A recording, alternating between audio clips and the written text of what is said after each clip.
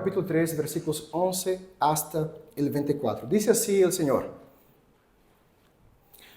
Porque este es el mensaje que habéis oído desde el principio, que nos amemos unos a otros.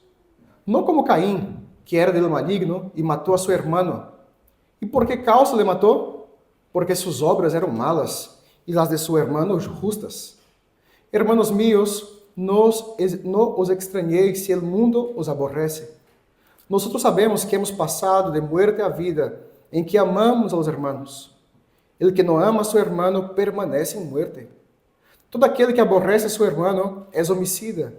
Y sabéis que ningún homicida tiene vida eterna permanente en él. En esto hemos conocido el amor, y en él puso su vida por nosotros. También nosotros debemos poner nuestras vidas por los hermanos. Pero el que tiene bienes de este mundo y ve a su hermano tener necesidad y cierra contra él su corazón, ¿cómo mora el amor de Dios en él? Hijitos míos, no amemos de palabra ni de lengua, sino de hecho y en verdad. Y en esto conocemos que somos de la verdad, y aseguraremos nuestros corazones delante de él. Pues si nuestro corazón nos reprende, mayor que nuestro corazón es Dios, y Él sabe todas las cosas. Amados, si nuestro corazón no nos reprende, confianza tenemos en Dios, y cualquier cosa que pedirmos, la recibiremos de Él, porque guardamos sus mandamientos, y hacemos las cosas que son agradables delante de Él. Y este es su mandamiento, que creamos en el nombre de su Hijo Jesucristo, y nos amemos a unos como nos lo ha mandado. Y el que guarda sus mandamientos permanece en Dios y Dios en él. Y esto sabemos que Él permanece en nosotros por el Espíritu que nos has dado. Queridos, hay ciertas marcas, ciertas señales que vemos y ya sabemos de lo que se trata, ¿cierto? Por ejemplo, si ves a una M gigante amarilla con fundo rojo, ¿ya sabes qué es? McDonald's, muy bien. Si ves um semáforo com a luz verde, sabes que puedes passar. Se ves a alguém com uniforme escolar, já entendes que és um estudante. Se ves a uma cruz roja, já sabes que tem que ver com socorro. Se ves a um anillo de ouro brilhando no dedo de alguém, já entendes que és uma pessoa casada. E nossos irmãos estão crescendo com anillos no dedo. Perfeito, hermano, muito bem. Queridos, estas marcas, estas señales, revelam uma identidade. Dizem quem somos nós, a que pertenecemos e que levamos. Juan nos hablará hoje de esto, queridos. De uma marca visível que podemos mirar e dizer: esta persona ha passado de la muerte a la vida. Esta persona é um hijo de Deus. E esta marca visível não é uma camiseta com uma cruz, uma polera com uma cruz, uma Bíblia bajo o braço, sino algo mais profundo. Juan nos dirá hoje que a marca visível de um hijo de Deus é o amor a los hermanos. ¿Será que temos esta marca del amor de forma clara em nossa vida? ¿Pueden as pessoas mirar a nós e dizer: este verdadeiramente é um cristiano? Hoy, queridos, veremos que porque Cristo nos passou de la muerte a la vida, estamos chamados a amar como Ele amou e podemos viver com confiança ante Deus. O resumo de nosso sermão é este hoje. Vou repetir. Porque Cristo nos passou de la muerte a la vida, estamos chamados a amar como Ele amou e podemos viver com confiança ante Deus. Veremos esta verdade hoje dia em três partes. Em primeiro lugar, hermanos, veremos que o ódio de Caim revela a verdadeira condição de nosso coração caído. E isto vemos em los versículos 11 hasta o versículo 13. Hermanos, antes de entrar no texto de hoje, recordemos um pouco o que hemos visto em nossa série de sermones. Vimos que estavam surgindo alguns falsos maestros em las iglesias com doutrinas muito raras. E estavam causando uma confusão em la mente de muitos cristianos. E Juan, em sua carta, quiso guiar a los creyentes de la época a través de 3 pruebas de la fe cristiana. La primera prueba, decimos que es la prueba moral. La segunda prueba, la prueba del amor. Y la última prueba, la prueba doctrinal. Estas pruebas, hermanos, eram herramientas que Juan proporcionava para que os creyentes pudessem examinar seu próprio coração e também que eles pudessem examinar a los falsos maestros que estavam surgindo em aquele momento. E também hemos visto que a lo largo de la carta, Juan vuelve sobre algunos temas que já han sido tratados, pero siempre que ele vuelve com um tema repetido, ele trae algo más. E hoje dia veremos que este algo más que ele trae para nós é muito interessante. Juan começa dizendo no versículo 11, mira sua Bíblia, porque este es el mensaje que habéis oído desde el principio, que nos amemos unos a otros. Observe, queridos, que não há nada novo aqui, nada reservado solo para os cristianos mais iluminados, como diziam os falsos maestros da época. Juan habla del amor entre los hermanos. Pero antes de explicar sobre este amor, ele nos presenta o contraste de este amor, dizendo, não como Caim, que era del maligno. Queridos, a única vez que Juan cita o Antigo Testamento em toda sua carta é aqui, para falar de Caim. Juan quer chamar nossa atenção sobre uma das histórias mais pesadas que temos no Antigo Testamento. A primeira história de 2 hermanos nas Escrituras termina em sangue, termina com muerte. Quando volvemos nossa mirada ao livro de Gênesis, vemos que Deus cria todas as coisas com perfeição. Ele mira todo o conjunto de sua criação e ele diz: todo é muito bueno. Pero não demorou muito, já no capítulo 3 de Gênesis, vemos que algo terrível sucedeu. Adão e Eva pecam contra o Senhor e as consequências são terríveis. Pero Deus, por sua graça, promete restaurar todas as coisas através de uno que vendria de la mujer e que pisaria a la cabeça de la serpiente. Deus, hermanos, em este momento estava declarando guerra entre a descendência da mulher e a descendência da serpente. E a partir desta história, nós vemos a lo largo das Escrituras como funciona este mundo, com hijos de Deus vivendo juntos com hijos da serpiente. E no capítulo 4 de Gênesis, vemos como estas 2 descendências ganham nome. Agora, esta descendência da serpente e da mulher ganha rostro, que é Caim e Abel. Caim não foi aceptado com sua ofrenda, pero Abel sim foi aceptado com sua ofrenda ao Senhor. E isso causou com que Caim matara a seu irmão Abel. A vezes nós nos perguntamos, por que se aceptou a ofrenda de Abel e não se aceptou a ofrenda de Caim? E creio que as Escrituras, hermanos, em sua totalidade, nos ajudam a responder a esta pergunta. Queridos, é muito provável que Caim supiera muito bem como Deus queria ser adorado.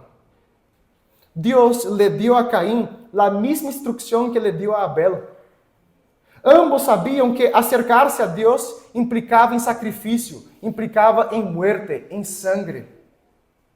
E como sabemos isto? Porque antes de qualquer instrução humana que temos com respeito ao sacrifício, o próprio Deus sacrificou um animal para vestir a Adão e Eva depois do pecado. Creio que vocês se recuerdam da história. Para que eles tivessem uma roupa de piel de animais, houve muerte de animal. Aqui temos, hermanos, já no começo da Bíblia, o princípio de que um justo tem que morir para cobrir a culpa e a vergüenza de los injustos. E é muito provável que Deus lhe houvera explicado que esse era o caminho para eles.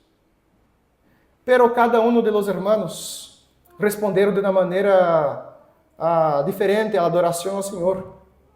Abel trajo un animal, tal como Dios había enseñado a él. Pero Caín decidió hacer algo diferente. Él trajo el fruto de la tierra. Él trabajaba con esto. Así que él trajo lo que era fruto de sus propias manos. Y miren, queridos, que aquí está la diferencia entre fe y religión. Abel se acerca a Dios con lo que Dios le pidió. Caín se acerca a Dios ofreciendo lo que él produjo. Abel presenta dependencia. Caín presenta desempenho. Abel viene com obediência. Caín viene com autonomia, com sua própria lei. É por isso, hermanos, que Deus acepta a ofrenda de Abel e rechaza a ofrenda de Caín. Depois, o autor de Hebreus, no capítulo 11, versículo 4, diz que Abel ofereceu por fé. Por fé. E a fé, hermanos, sempre mira lo que Deus dijo e não lo que o homem pode produzir. Caín, por sua parte, ofereceu por confiança em si mesmo, por la lógica que diz: Deus, mira lo que eu he hecho, acéptame por esto. Queridos, esto é religião. Todos os sistemas religiosos do mundo são variações deste mesmo tema. Como chegar a Deus com as obras de mis manos. Em realidade, religião significa exatamente isso. Religar. Como eu posso religar hacia Deus através de lo que puedo hacer com mis manos. Pero Deus nunca aceptou isso, irmãos. Deus acepta lo que Ele mesmo ordenou. E Ele disse que para ser aceptado por Ele é necessário o sacrifício de um justo para cobrir a culpa e a vergonha de los injustos. E quando Deus rechaza a ofrenda de Caín, Caín não se arrepende. Ele mira a seu irmão. E Juan chega a dizer que Caín matou a Abel. E a palavra que Juan utiliza acá é uma palavra muito forte em grego, a palavra espaço, que não significa solamente matar. Essa palavra traz uma ideia de degollar. Era o mesmo termo utilizado na Septuaginta para o sacrifício de animais. Os animais que iam ser sacrificados eram mortos assim, degollados. E isso é muito interessante, irmãos, porque hasta este momento da história em que Caín mata a Abel, só havia um relato de morte na Bíblia. Deus matando a um animal para vestir a Adão e Eva. John MacArthur, um pastor, comentando com respeito a isso, ele disse: é muito provável que este animal foi sacrificado por Deus de esta mesma maneira, com um corte na garganta, lo que mais tarde se converteria em la norma do sistema sacrificial. Então, fíjense, hermanos, em lo que está sucedendo aqui. Caín toma esse acto sagrado, esse acto de adoração, um sacrifício, cortando por la garganta a seu irmão. Caín cometeu um assassinato. É como se Caín dijera: Senhor, ¿tu queres um sacrifício? Pues aqui lo tiene. Caín sacrifica el justo Abel. E esta sangre subiu hasta o Senhor. Um sacrifício perverso. Um sacrifício satânico. Juan disse que ele era del maligno. Caín representa todo um linaje de rebelião contra Deus. Caín pertencia àquele que Jesus dijo depois para os fariseus, aquele que é homicida desde o princípio. É a ele que Caín pertence, junto com todo o seu linaje, a Satanás. Os descendentes de Caín, hermanos, sempre, grave isso em seu coração, os descendentes de Caín sempre han odiado a los descendentes da mulher. Os descendentes de Caín sempre han odiado a verdadeira religião. Siempre han odiado al verdadero Cristo. Siempre han odiado al justo. De las 5 veces que aparece el nombre Abel en el Nuevo Testamento, 3 los llaman justo. Y el mundo, hermanos, ese sistema contra Dios, gobernado por el maligno, odia a aquellos que son justos. Siempre ha odiado y siempre lo odiará. Es pesado escuchar esto, ¿verdad? Pero te diré una verdad que pesa aún más. Nosotros no pertenecíamos al linaje de los hijos de Dios. Todos nosotros nacimos del linaje de Caín. Juan no señala a Caín como un villano lejano de nosotros, sino como espejo para nosotros. La raíz del odio, de la envidia, del intento de impresionar a Dios con nuestras propias obras. Todo esto está en nosotros desde nuestro nacimiento. El odio es el idioma de nuestra humanidad rota por el pecado. La autopromoción es la religión de este mundo perdido, que intenta reconectarse con Dios por sus propios medios. Toda la humanidad rota se encuentra en esta condición de tentando reconectarse con Dios. Una condición de la descendencia de Caín. Todos caminan por senderos de muerte. Y esta es la terrible y mala noticia para nosotros. Nuestra condición natural es de hijos de Caín. Pero ¿acaso será que este es el final de nosotros? ¿Será que nuestro destino es la muerte? ¿Será que perteneceremos para siempre en esta familia de Caín? ¿Cómo puedo saber que ya he pasado de la muerte para la vida? Y eso veremos en nuestro segundo punto de hoy. En segundo lugar, hermanos, veremos que el amor revela que pasamos de la muerte a la vida. Y esto vemos en los versículos 14 hasta el versículo 18. Queridos, en el primer punto nos quedó claro que Juan nos presenta una mala noticia. Por naturaleza, todo hombre pertenece al linaje de Caín. Por naturaleza, todos son hijos de la serpiente, marcados por la muerte. Pero recuerden que Juan no quería traer más desesperación para el pueblo. Juan quería traer consuelo para ellos. Si primero Juan muestra esta triste realidad de los pecadores que pertenecen a la familia de Caín, ahora Juan nos muestra cómo los cristianos pueden estar seguros de que ya no pertenecen a la familia de Caín. ¿Cómo podrían tener la certeza de que ya habían pasado de ese reino de muerte a un reino de vida? Y la respuesta viene inmediatamente en el versículo 14. Mira su Biblia, por favor. Dice: nosotros sabemos que hemos pasado de muerte a vida en que amamos a los hermanos. El que no ama a su hermano permanece en muerte. Fíjate que Juan no dice, sabemos que un día pasaremos de la muerte para la vida. No. Juan dice, sabemos que hemos pasado. Es un lenguaje de éxodo. Así como Israel pasó del Egipto a la tierra prometida, del yugo de Faraón a la libertad, en la libertad de la tierra prometida. Aquí Juan está hablando de un traslado de reino, de algo real, que nos conduce de la muerte para la vida. Esto nos recuerda, hermanos, lo que el propio Juan escuchó una cierta vez de Jesús. Cuando vemos la Biblia, Juan capítulo 5, versículo 24, Jesús dijo: el que oye mis palabras y cree al que me envió, tiene vida eterna. No viene a juicio, sino que ha pasado de muerte a vida. Bíblicamente, hermanos, la muerte y la vida son dos reinos completamente diferentes.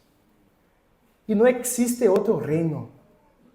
O tú estás en el reino de vida, o tú permaneces en este reino de muerte, del linaje de Caín.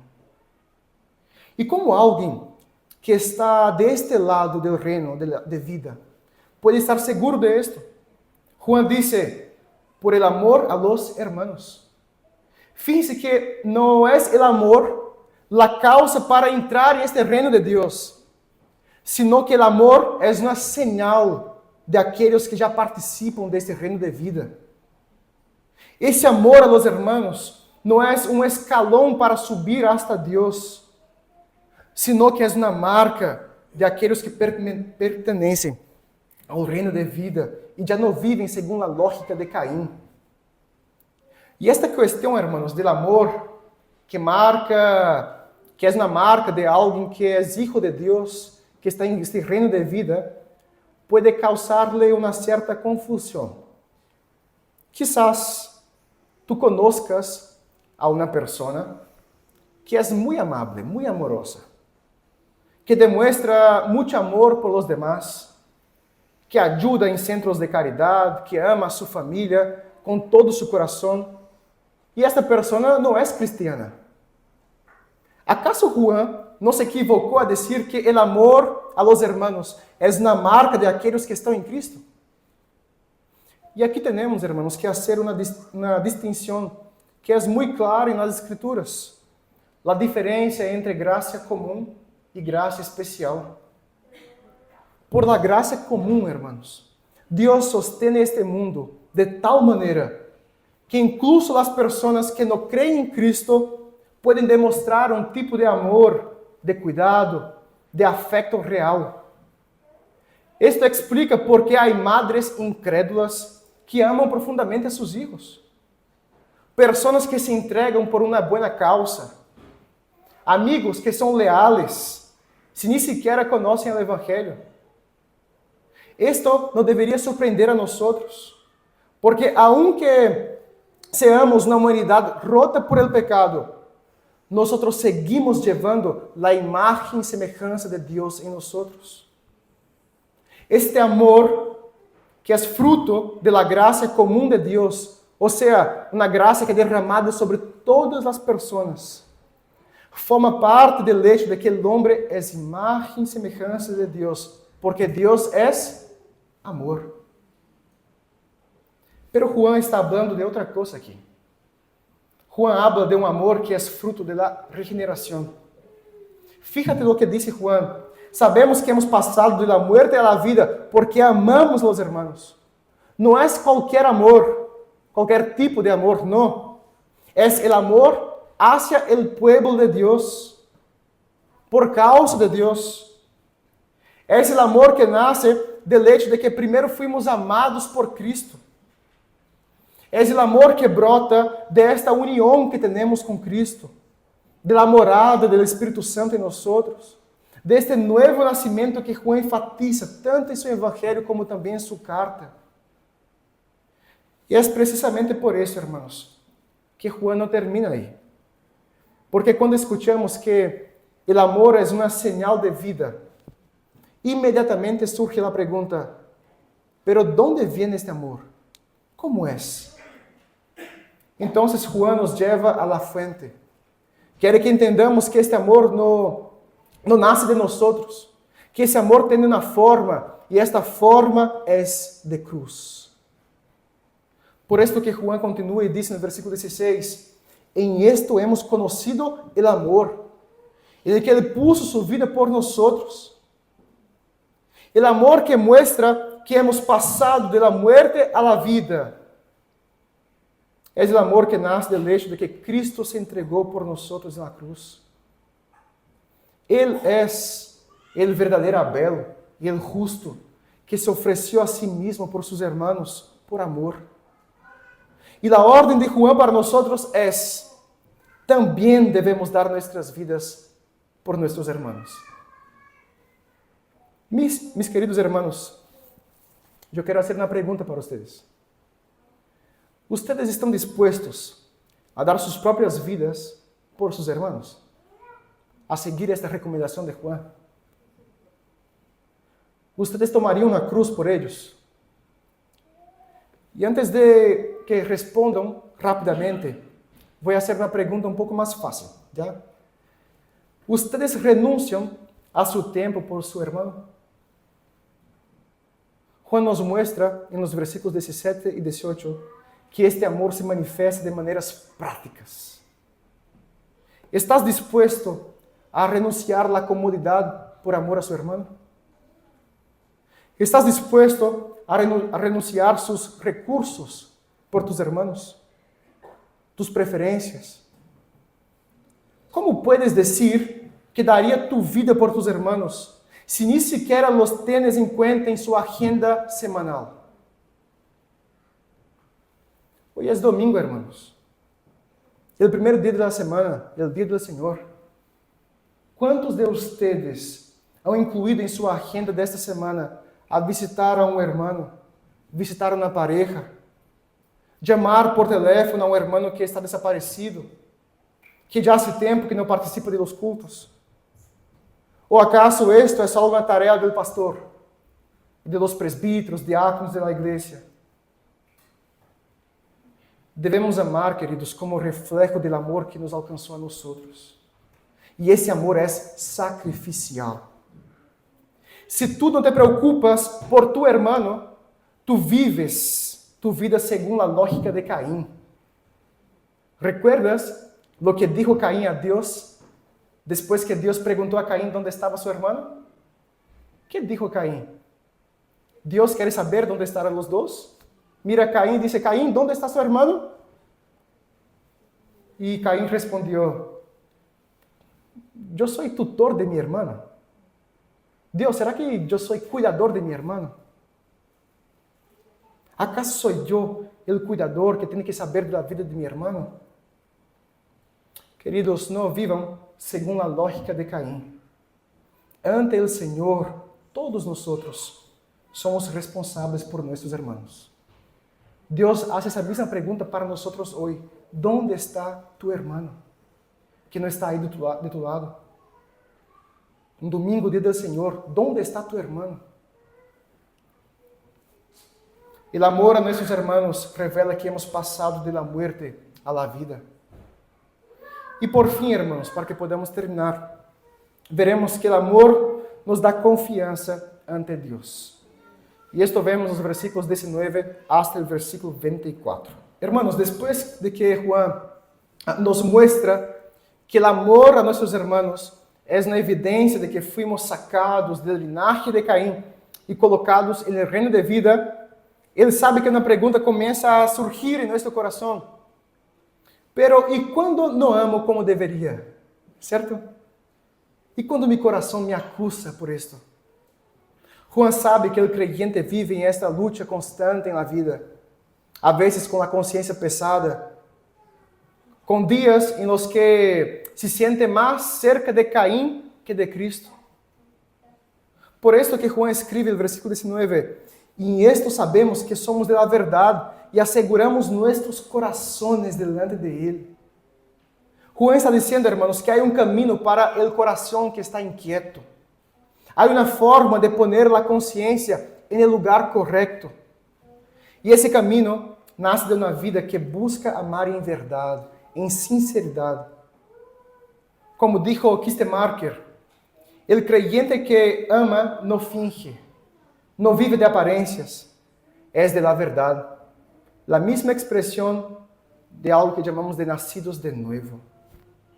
Es decir, queridos, donde hay amor verdadero a su hermano, sincero, existe la evidencia de que Dios ha comenzado una buena obra en nosotros. Pero Juan es realista. Él sabe que incluso con esta evidencia, a veces nuestro propio corazón se levanta contra nosotros. Por eso que en el versículo 20 él dice, porque si nuestro corazón nos reprende, mayor que nuestro corazón es Dios, y Él sabe todas las cosas. Esta frase, hermanos, es una de las joyas pastorales más hermosas que tenemos en el Nuevo Testamento. Juan reconoce que el creyente pasa por momentos en los que la conciencia pesa, en los que el amor falla, en los que la culpa habla alto. Hay cristianos que incluso caminando con Cristo, llevan un corazón que vive diciendo a sí mismo, no puedes amar de verdad. No eres un verdadero creyente. Y Juan responde con algo que desmonta esta lógica, Dios es mayor que nuestro corazón. La Biblia nos enseña, hermanos, que nuestro corazón es engañoso. No podemos confiar en nuestro propio corazón. En el mundo, ahí afuera, ellos dicen, confía en tu corazón, sigue tu corazón. Pero la Biblia nos dice, no lo hagas. Tu corazón es engañoso, es malo. Dios es mayor que tu corazón. Tu corazón siempre te acusará por tus errores, pero Dios te ve a través de la sangre de Jesucristo, que cubre cada uno de tus pecados. Como decía Juan Calvino, nada está más sujeto a oscilaciones que nuestra propia conciencia. Por eso necesitamos refugiarnos en la onisciencia de Dios. Es decir, cuando la conciencia vacila, descansamos en lo que Dios sabe, y lo que Él sabe es que somos suyos. Y cuando el corazón comienza a descansar en esto, algo precioso sucede. Juan continúa, si nuestro corazón no nos condena, tenemos confianza delante de Dios. Y la palabra confianza aquí es fuerte en griego, porque en el mundo de la época, esta palabra se refería al derecho de alguien a hablar libremente ante una autoridad. Juan está diciendo que el cristiano puede entrar a la presencia de Dios con libertad, sin miedo, sin vergüenza. No porque no peca, no porque muchas veces deja de amar, sino porque Él está unido al Hijo amado.